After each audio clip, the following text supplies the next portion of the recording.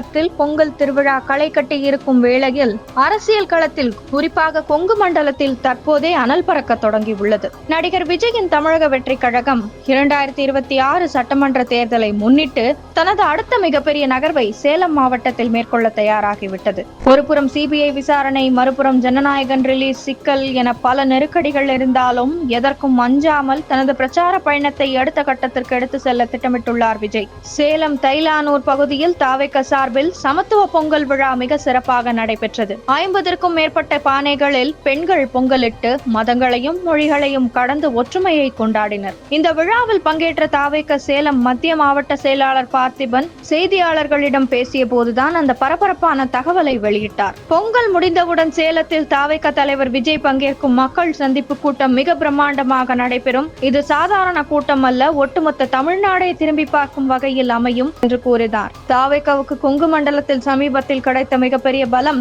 முன்னாள் அதிமுக அமைச்சர் செங்கோட்டையன் கட்சியில் இணைந்ததுதான். பல தசாப்தங்களாக கொங்கு அரசியலை தன் விரல் நுனியில் வைத்திருக்கும் செங்கோட்டையனின் வருகை விஜய்க்கு ஒரு மிகப்பெரிய தெம்பை கொடுத்துள்ளது. கடந்த டிசம்பர் 18 ஈரோட்டில் நடைபெற்ற கூட்டத்தில் திமுகவை தீய சக்தி என்று விஜய் விமர்சித்த போது அதற்கு பின்னால் இருந்த வியூகம் செங்கோட்டையனுடையது என்றே சொல்லப்படுகிறது. ஈரோட்டை தொடர்ந்து கொங்கு மண்டலத்தின் மற்றொரு முக்கிய கோட்டையான சேலத்தை சரிப்பதே விஜயின் தற்போதைய திட்டம். சேலத்தில் விஜய் கூட்டம் நடத்துவது இது முதல் முறையல்ல. டிசம்பர் மாதமே இதற்கான முயற்சிகள் எடுக்கப்பட்டன.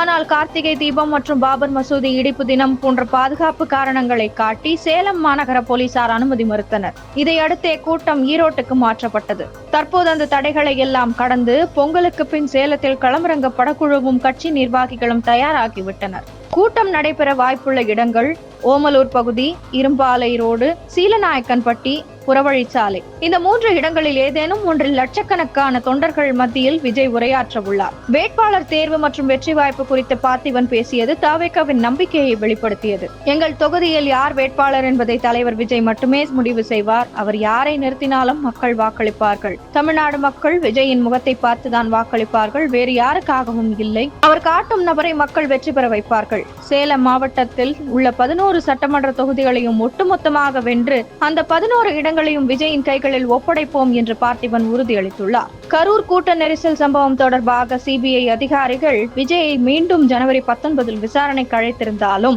விஜய் தனது மக்கள் பணியில் எவ்வித தொய்வும் ஏற்படக்கூடாது என்பதில் உறுதியாக இருக்கிறார். சட்டம் தன் கடமையை செய்யும், நான் என் மக்கள் பணியை செய்வேன் என்ற ரீதியில் விஜயின் பயணம் அமையப் போகிறது. கரூரில் இழந்த செல்வாக்கை சேலத்தில் பிரம்மாண்டமாக மீட்டெடுப்பதே தாவேகாவின் தற்போதைய மாஸ்டர் பிளான். தமிழக வெற்றி கழகம் தனது முதல் மாநில மாநாட்டிற்கு பிறகு மண்டல வாரியாக பொதுக்கூட்டங்களை நடத்தி தனது பலத்தை நிரூபித்து வருகிறது.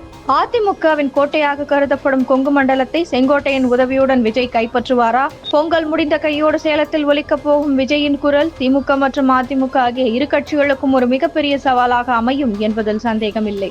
இத்தனை நாள் திமுக தான் விஜய்க்கு அஞ்சி நடுங்கும் நிலை என்பது இருந்தது. காரணம், திமுகவை தொடர்ச்சியாக விமர்சனத்துக்கு உள்ளாக்கிய விஜயின் நகர்வு என்பது அறிவாலயத்தை அதிர வைத்தது. ஆனால் தற்போது கொங்கு மண்டலத்தில் விஜய் தீவிரமாக இறங்கியுள்ளது அதிமுக மற்றும் பாஜக தலைமைக்கு விடப்பட்ட நேரடி சவாலாக மாறி இருக்கிறது. இது நாள் வரை விஜயை விமர்சிக்கும் வேளையில் தேசிய ஜனநாயக கூட்டணியை சேர்ந்தவர்கள் இறங்கியதில்லை. ஆனால் இனிமேல் விஜயை அதிமுக மற்றும் பாஜக தலைவர்கள் விமர்சனங்களால் துளைத்தெடுப்பார்கள் என எதிர்பார்க்கப்படுகிறது. நடக்கப் போவதை பொறுத்திருந்து பார்ப்போம்.